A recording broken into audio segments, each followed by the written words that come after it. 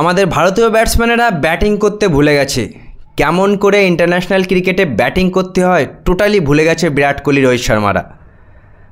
না ভুলে গেলে এমন জঘন্য ব্যাটিং কন্টিনিউ কেমন ভাই হয়? অনেক ভাই সহ্য করেছে, আর না, আজকে কিন্তু কথা বলতেই হবে বন্ধুরা। অনেক কিন্তু সহ্য করেছি, আর না।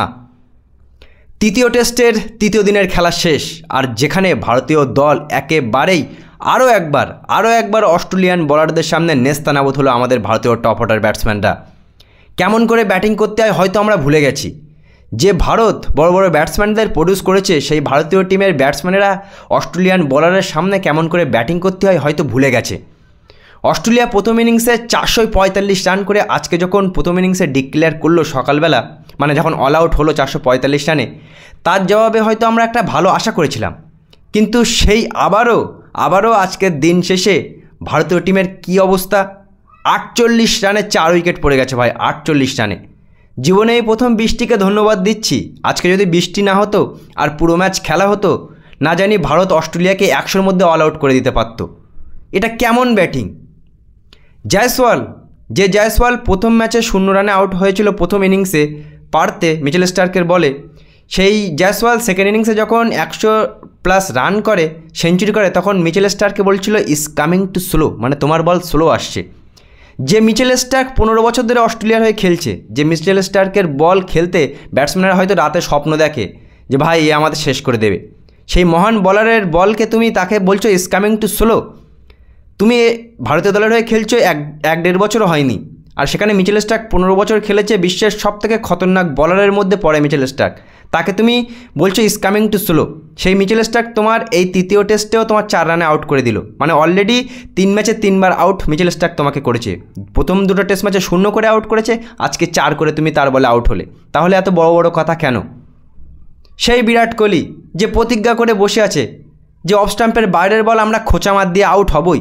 বিরাট কোহলি অন্তত না হোক বন্ধুরা 100 বার আউট হয়েছে এমন খোঁচামাত দিয়ে, তারপরেও বিরাট কোহলি অফ স্টাম্পের বাইরের বল সেই খোঁচামাত দিতে গিয়ে, মানে যে বিরাট কোহলি 81টার উপরে সেঞ্চুরি করেছে, 26,000-এর উপরে রান করেছে, 16 বছর ধরে ইন্টারন্যাশনাল ক্রিকেট খেলছে, সেই বিরাট কোহলি বারবার এত ভুল। অফ স্টাম্পের বাইরে বিরাট কোহলি অন্তত 100 বার আউট হয়েছে, বিরাট কোহলি 100 বার। তারপরেও বিরাট কোহলি সেই কভার ড্রাইভ মতো খেলতে গিয়ে খোঁচামাত দিতে গিয়ে হয় স্লিপে, না উইকেট কিপারের কাছে গিয়ে আউট হয়। আজকে তো ধন্যবাদ দিতে হয় বৃষ্টিকে, যে বৃষ্টি আমাদের বাঁচিয়ে দিয়েছে, না এতক্ষণ অল আউট হয়ে যেতাম ভাই। 48 রানে 4 উইকেট যে আমাদের পড়েছে। একদিকে রাহুল 30 রান করে খেলছে, একদিকে প্লেয়াররা আসছে আর যাচ্ছে। রোহিত শর্মা এখনও আছে, রোহিত শর্মা কী করবে ভাই?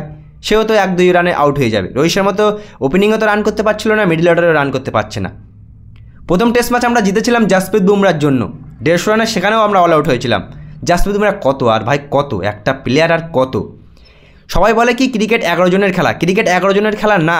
এখন তো দেখছি ভাই ক্রিকেট 1 জনের খেলা। মানে জাসপ্রীত বুমরা টিম ইন্ডিয়াকে কেমন করে টেনে নিয়ে আগে নিয়ে যাচ্ছে একাই, শুধুমাত্র অস্ট্রেলিয়ার বিপক্ষে একাই লড়ে যাচ্ছে জাসপ্রীত বুমরা। তাকে কেউ সাপোর্ট করছে না, না বলিংয়ে সিরাজ উইকেট পাচ্ছে, না আকাশদীপ উইকেট পাচ্ছে, না ব্যাটিংয়ে আমাদের top order batsman Virat Kohli, Jaiswal, ওদিকে শুভমান গিল, ঋষভ পান্থ, কেউ রান করতে পারছে না। তাহলে কী করে চলবে বন্ধুরা? কী করে অস্ট্রেলিয়াকে আমরা হারাবো? এই টেস্ট ম্যাচেও অলমোস্ট আমরা গিয়েছি ভাই, বৃষ্টিই আমাদের একমাত্র সত্যি কথা বলতে বাঁচাতে পারে, না এই টেস্ট ম্যাচটাও আমরা হেরে যাব। আর WTC ফাইনাল মায়ের ভোগে যাও ভাই। এমন ব্যাটিং কেন ভাই? বিরাট কোহলি অফ স্টাম্পের বাইরের বল।